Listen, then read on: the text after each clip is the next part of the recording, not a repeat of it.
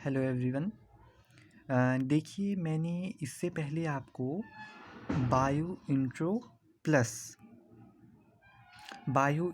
Plus कोशिका का part 1 दिया था।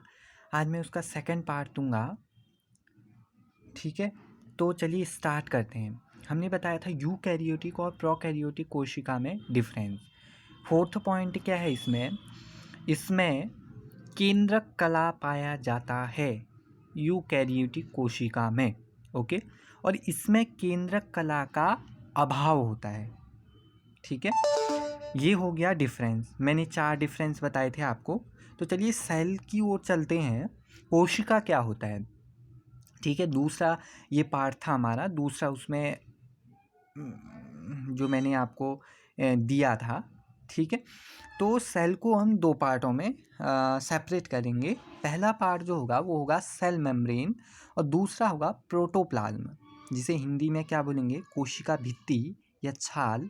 और दूसरा क्या होगा? जीव द्रव्य। ठीक है, कोशिका भित्ति क्या होता है? भित्ति, ठीक है, भित्ति, छाल बोल सकते हैं, दीवार।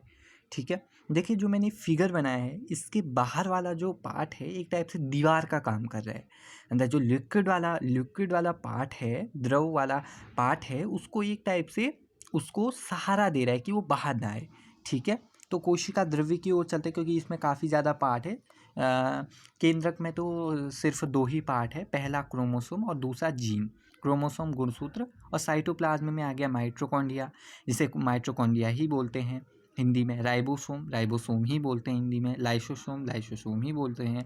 गोल्जी बॉडी, इसे गोल्जी कॉय करके बोला जाता है। इंडोप्लास्टिक रेटिकुलम, अंतः प्रद्यविजालिका, और प्लास्टियल और सेंट्रोसोम। ओके, तो चलिए फर्स्ट जो है हमारे पास। अच्छा, ये मैंने ऊपर क्या लिखा है? Enzyme is equal to protein. काफ़ी बार ये क्वेश्चन पूछा गया है कि एंजाइम क्या होते हैं, तो एंजाइम होते हैं प्रोटीन।